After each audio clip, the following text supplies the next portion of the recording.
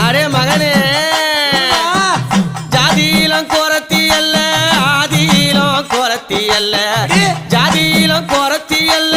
ஆதியிலும் குறத்தி அல்ல ஆதியில குறத்தியானனே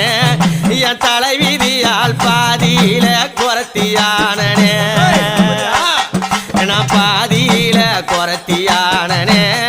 என் தலைவிதியால் பாதியில குறத்தியானனே துர்வாச மாமுனிவர் கொடுத்த சாபம் இதனால துர்வாசர் மாமுனிவர் கொடுத்த சாபம் இதனால மாய குறத்தியான